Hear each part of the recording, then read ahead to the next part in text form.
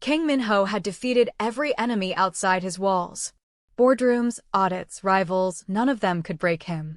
But the most dangerous moment of his life arrived quietly. In his own kitchen, where his son sat before full bowls of food and refused to eat. Subscribe.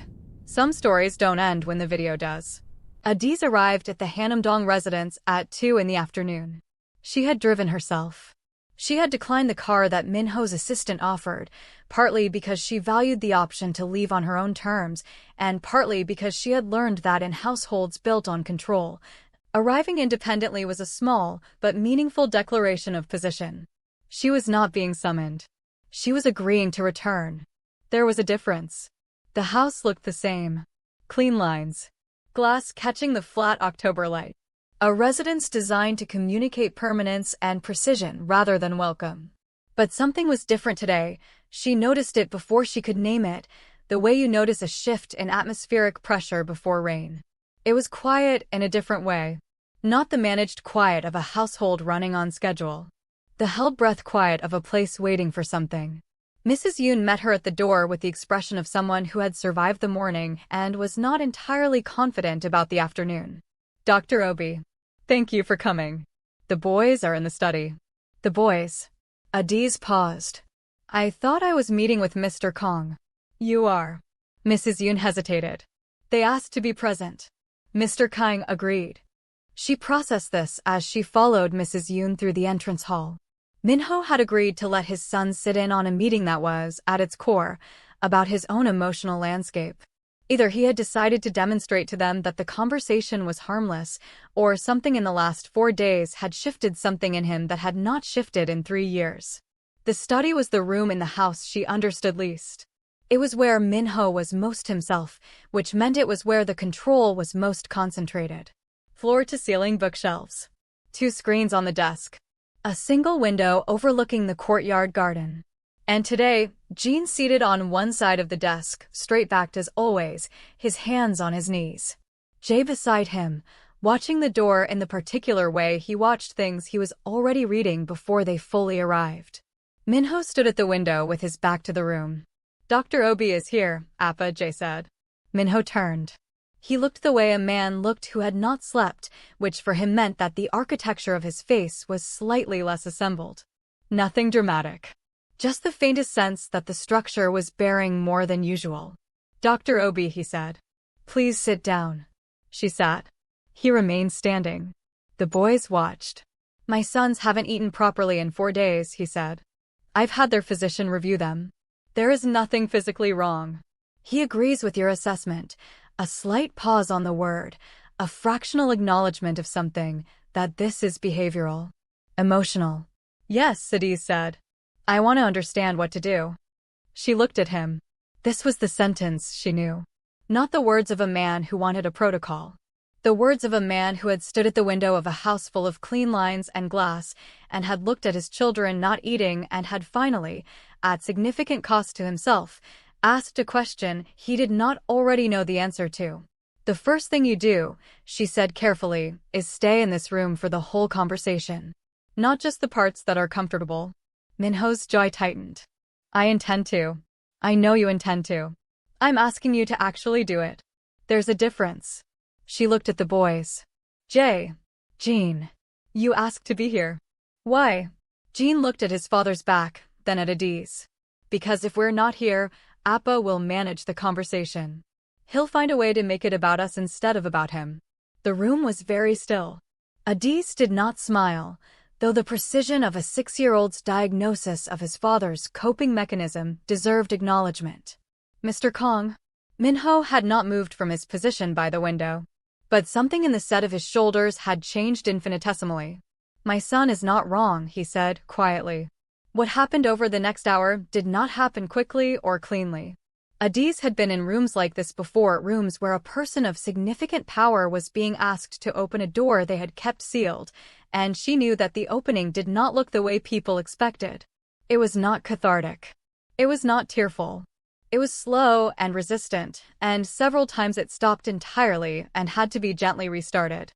She began with facts. Min-ho responded to facts. She laid out, clinically and specifically, what she had observed in his sons over 9 weeks. The pure withdrawal. The compulsive precision that Jin used as a substitute for feeling. The way Jae asked logistical questions about death because no one had ever given him permission to ask emotional ones. She was specific. She was documented. She did not editorialize. Min-ho listened the way he listened to quarterly reports, still, focused, processing. The pattern you're describing, he said when she finished, is grief avoidance. In the children, yes. And you believe they learned it from me. It was not a question. She answered it anyway. I believe children learn the emotional language of the household they grow up in. Yours is a household that has not grieved. So they don't know how. I have not prevented them from. You haven't prevented them from anything directly. You've modeled every day that the correct response to loss is to continue operating at full capacity. They're attempting to replicate this, and they are 6 years old, and they are failing, and that failure is what you see when they don't eat. Silence. Jae spoke from his chair. Appa, can I show you something? Min-ho looked at his younger son. What? Jae reached into the pocket of his jacket. He had worn his good jacket today, Adaeze noticed, the dark one he usually only wore for formal occasions, and placed a photograph on the desk. It was printed slightly grainy on office paper, but the image was clear. Park So-young in her studio, clay gray to the elbows, laughing at whoever held the camera. Aunt Soo-jin sent it to us last year, Jae said. I didn't tell you. I'm sorry I didn't tell you. I was afraid you'd go very still and leave the room. The study was the quietest Adaeze had ever heard any room be. Min-ho looked at the photograph. He looked at it the way someone looks at something they've been not looking at for 3 years, the particular quality of attention that comes from deprivation, from the effort it has taken to look away. His hands were flat on the desk. His face was assembled, controlled, familiar. And then, very slowly, one hand moved. He picked up the photograph. He didn't speak for a long time. Jin, who had been watching with the careful attention of someone monitoring structural integrity, uncurled his hands from his knees and put one of them on the desk near his father's arm. Not touching. Near. She used to make us touch the clay, Jin said. His voice was its usual precise, architectural tone, but something underneath it was different. I remember that. She said you only really understand a material when you've felt it resist your hands. You were 3, Min-ho said.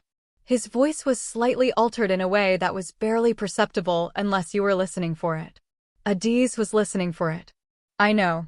But I remember. She said. Min-ho stopped. Started again. She said the problem with beautiful things was that people wanted to preserve them. She said beauty was not a static property. She said the clay was only beautiful when someone was willing to press their hands into it. He set the photograph down. He did not look at anyone in the room. I have not. He stopped again. The architecture of his expression was bearing considerable weight now. I have not been willing to press my hands in. Aunt Soo-jin sent it to us last year, Jae said. I didn't tell you. I'm sorry I didn't tell you. I was afraid you'd go very still and leave the room. The study was the quietest Adaeze had ever heard any room be. Min-ho looked at the photograph. He looked at it the way someone looks at something they've been not looking at for 3 years, the particular quality of attention that comes from deprivation, from the effort it has taken to look away. His hands were flat on the desk. His face was assembled, controlled, familiar. And then, very slowly, one hand moved. He picked up the photograph. He didn't speak for a long time. Jin, who had been watching with the careful attention of someone monitoring structural integrity, uncurled his hands from his knees and put one of them on the desk near his father's arm. Not touching. Near. She used to make us touch the clay, Jin said. His voice was its usual precise, architectural tone, but something underneath it was different. I remember that. She said you only really understand a material when you've felt it resist your hands. You were 3, Min-ho said. His voice was slightly altered in a way that was barely perceptible unless you were listening for it. Adaeze was listening for it. I know. But I remember. She said. Min-ho stopped. Started again. She said the problem with beautiful things was that people wanted to preserve them. She said beauty was not a static property. She said the clay was only beautiful when someone was willing to press their hands into it. He set the photograph down. He did not look at anyone in the room. I have not, he stopped again. The architecture of his expression was bearing considerable weight now. I have not been willing to press my hands in. Adaeze had once, in her first year of practice in Lagos, attended a workshop on working with high-control personalities in grief contexts. The facilitator, an older woman from Ibadan who had spent 30 years in trauma therapy and had the unflappable quality of someone who had seen everything twice, had said something that Adaeze still thought about. She had said, "When a controlled person breaks, they do not break like glass. They break like a dam. The danger is not the breaking. The danger is that they have forgotten how to feel at a manageable rate, and so when the door opens, everything comes at once, and they are terrified of it, and their terror makes them want to close the door again faster than it opened. Your job," she had said, "is to hold the door open. Not to push them through it. Not to rush the flood. Just to hold the door and say, 'This is survivable. I am still here. You are not going to drown.'" In Min-ho's study, on an October afternoon in Seoul, Adaeze held the door. She did not redirect. She did not intervene. When Min-ho said things in the halting, carefully rationed way of a man unaccustomed to saying them, she acknowledged them and waited.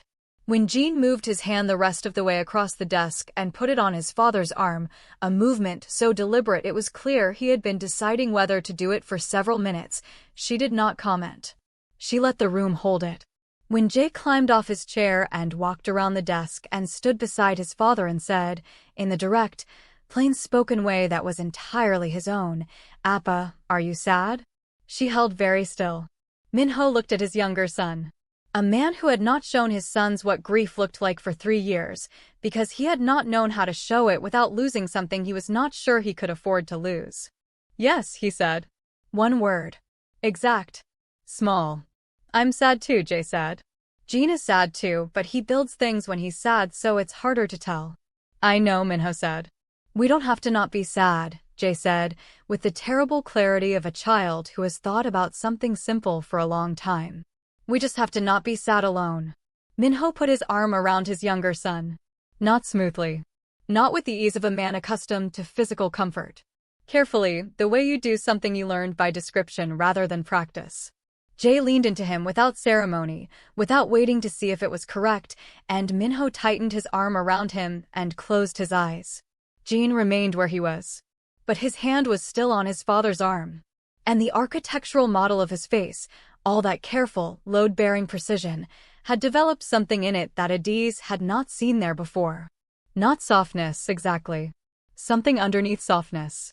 The structure beneath the structure. The thing the building was actually for. "She would have liked you," Min-ho said, to his sons, to the room, to the photograph still face-up on the desk. "She would have found you very funny. The things you say." His voice was not broken.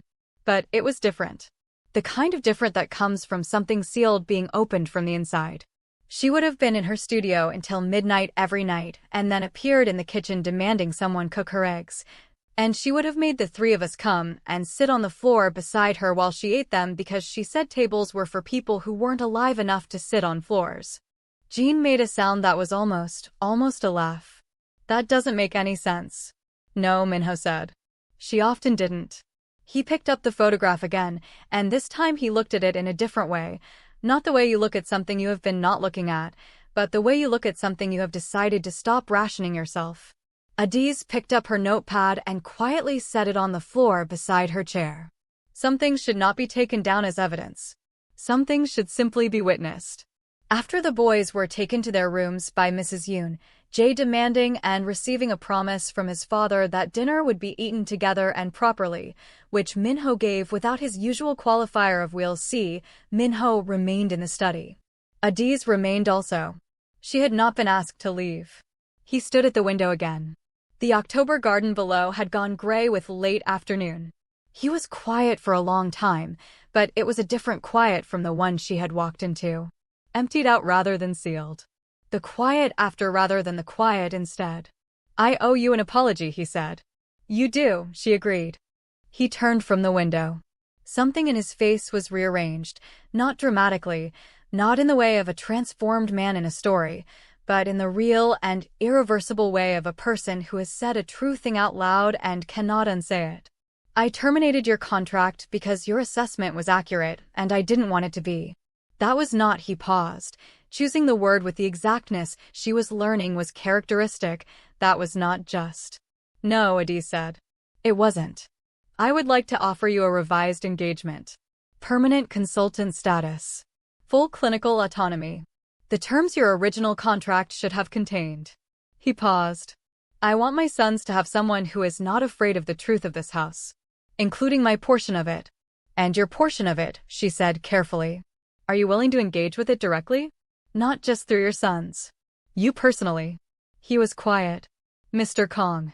What happened this afternoon with your boys was necessary and important. But children cannot carry the grief of their parents. They should not be the reason you grieve. That work belongs to you, separately, with your own support. A therapist. Not me, I work with your children, but someone. I don't, he stopped. I have not found that kind of engagement productive in the past. Because you went to someone you could manage. Someone whose assessment you could steer. She met his eyes. You need someone you can't manage. They do exist. A long silence. Outside, the city hummed its relentless note. My wife, he said, and the name sat in the air between them, found Seoul exhausting. She said it was a city that was always trying to be more itself. She was from a village in South Chungcheong, and she said cities that tried too hard reminded her of people trying too hard, and she found both tiring. A pause. She said I was the only person she had met in Seoul who didn't try too hard. She said I was so thoroughly myself that it was restful. He turned back to the window. I have not been able to be thoroughly myself since she died. Because she was part of the self I was. And I did not know how to be it without her. So a breath. I became this instead. The version of me that does not require her. Adaeze let the word settle. That version, she said quietly, is teaching your sons that love is a vulnerability to be managed. That connection is a liability. That the correct response to loss is to need less. I know. Your sons are hungry, Mr. Kang. Not for food. For permission. Permission to miss her, permission to talk about her, permission to love you in a way that includes the hard parts, not just the functional ones. She paused. And I think you are hungry for the same thing. I think you have been for 3 years. He did not respond for a long moment. Then, I looked at the photograph for the first time tonight. In 3 years. It did not, he stopped. Started again. I expected it to be more destructive. I expected it to be the thing I had been keeping behind the door. The thing that, if I looked at it, would unmake me in some irreversible way. And? He was quiet. Outside, the courtyard trees stood stripped and clean in the gray light, and the city moved beyond them with its relentless, trying too hard velocity, and Kang Min-ho stood at his window and looked at none of it. It was just grief, he said. It was just ordinary grief. The kind everyone has. I had made it into something that required walls, something architectural, something that had to be contained with the same effort I would contain a security breach or a financial exposure. But it was just, he exhaled. Slowly. It was just missing her. Yes, Adaeze said. It usually is. She signed the revised contract 2 weeks later. The terms were what he had offered: permanent consulting status, full autonomy, direct clinical authority over all decisions regarding Jin and Jae's emotional development. The dual authorization protocol she had noted in her original clinical recommendations was formalized. Any significant changes to the boys' care, schedule, or household environment required her sign-off alongside Min-ho's. He had added the clause himself. She had not asked for it.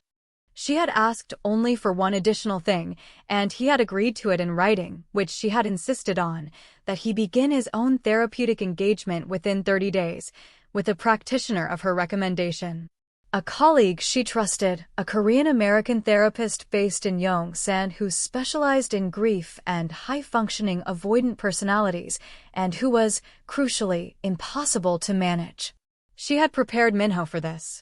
He will not be steerable, she had told him. He will not be impressed by your credentials or your professional history. He will be very calm and very direct, and the first thing he will say to you is that this is going to take longer than you think and be harder than you've planned for. And you think this will be productive? I think you need someone who is as thoroughly themselves as you used to be. I think you will find it, eventually, restful. He had looked at her for a moment, then nodded. She noticed, in the weeks that followed, that the house began to change in small ways that were not small at all. Min-ho framed 3 photographs. Not displays, he was still not a man who communicated through display, but placed where the family would see them. One in the kitchen, at the boys' eye level. One in the hallway outside their rooms. One on the corner of his desk, where the previous space had been empty for 3 years. So Young in her studio. So Young holding 2 infants, one in each arm, her expression the unguarded, exhausted joy of someone who has just done something enormous and is not yet done marveling at it. Jin noticed the photographs before Adaeze did. He told her about them during their Wednesday session, describing their placement with his precise architectural attention, noting exactly where each one was hung and at what height. "Do you like them?" she asked. Jin considered. "I like knowing she's allowed to be there." The boys began eating again. Not dramatically. Not all at once. The way appetite returns when the thing that suppressed it has been addressed. Gradually, then with increasing ease, then with the ordinary unself-consciousness of people who have not recently been in a crisis. Jae's shoebox came out from under his bed and was placed, with some ceremony he described to Adaeze in careful detail, on his bookshelf. Openly. Where it could be seen. "I told Appa where I'd been keeping it," Jae said. "I told him I was sorry I hid it." "What did he say?" Jae thought about this. "He said he was glad I kept them." He said, the boy's face was doing something complex, the particular expression of a child processing adult information. He said that sometimes the people around us love the people we love better than we can, for a while. He said Aunt Sujin loved Yama better than him for the last 2 years, and he was grateful she did. Adaeze made a note that she had no intention of filing. Some observations were just for her. On a Thursday afternoon in mid-November, she arrived at the residence to find Min-ho in the kitchen. Not working. Not on his phone. Standing at the counter with both boys, flour on his hands and a mild look of concentration that, on his face, constituted visible bewilderment. "We're making John," Jae announced. "Appa doesn't know how." "I am learning," Min-ho said, with dignity. "Yama used to make it," Jin said. He was measuring something with careful precision. "Aunt Sujin said. She sent us the recipe." Min-ho looked at Adaeze over the boys' heads. It was a brief look, barely a second, and it held something she had not seen in his face in 9 weeks of working beside him, the plain, unmanaged, undirected expression of a person who is not trying to be less than they are. Who is standing in a kitchen with flour on their hands and the weight of 3 years of sealed grief only partly shed, and who is still there, still present, still trying. She set her bag down. "Do you need help?" she asked. Desperately, Min-ho said. She washed her hands and joined them at the counter. Much later, when the John was finished and the boys had declared it acceptable and their father had declared it a significant achievement and Mrs. Yoon had tried a piece with the expression of someone experiencing cognitive dissonance, and the kitchen had been cleaned with the boys' reluctant participation and the November dark had come down over Seoul outside the kitchen window, Min-ho stood in the hallway as Adaeze was leaving. "My therapist says I have a control orientation," he said. "Does he?"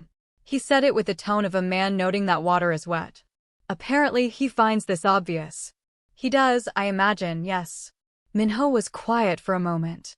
"He also said that control is not the problem. He said the problem is what I have been trying to control it with." He paused. He said that most people who control their environments after a loss do so because they are afraid that if they stop, they will discover the loss is larger than they were told. That grief is not a finite event, but a continuous presence. That it does not end. It changes shape. "That's true," Adaeze said. "Yes." He looked at the photograph on the hallway wall. "So young. Clay to the elbows." Laughing. "I spent 3 years being afraid to find out how large it was. I constructed a house to keep it out. And instead I built it in," Adaeze said. He nodded once. "The boys are better," she said. "You know that." "Because of you." "Because of you." I am a specialist. You are their father. What you did in that study, what you said to them, what you let them see, that was not something I could have done. That required you. He was quiet. In the hallway light, with flour still in the crease of one wrist, because he had missed it when washing up, he looked less like the man she had met in this house 9 weeks ago. Not softer, not diminished, more present, somehow. As if a frequency had been restored that had been missing, and the room could receive him fully now in a way it hadn't before. My wife would have found all of this very funny, he said finally. She would have said it was absurd that it took 2 6-year-olds not eating and a Nigerian grief specialist to make me sit still long enough to feel something. She would have been right. She usually was. A pause. She also would have made us all sit on the kitchen floor to finish the John. She had strong opinions about where people should eat when they were finally ready to eat. Adaeze looked at him. Next time, she said, maybe you should let her be right about that too. He considered this for a moment. Then, for the first time in 9 weeks, he smiled. Not the controlled, purposeful expression she had occasionally seen him deploy in professional contexts. A real one. Small, asymmetric, slightly surprised by its own arrival. Next time, he agreed. She left the house and drove home through the blaze of Seoul at night, all that relentless, trying too hard light, and thought about what it took to open a door that had been sealed for 3 years. Not a battering ram. Not a confrontation. Not a demonstration of power or a hijacked security system or a formal demand. 2 small boys who had learned his silence so perfectly that it frightened him into speech. A photograph in a shoebox under a bed. The question, are you sad? The answer, yes. The ordinary, devastating, survivable word yes. But this was only the moment the silence began to break. And some silences, once broken, reveal things a family can never hide again. Subscribe, because the next story might begin with a door that was never meant to open.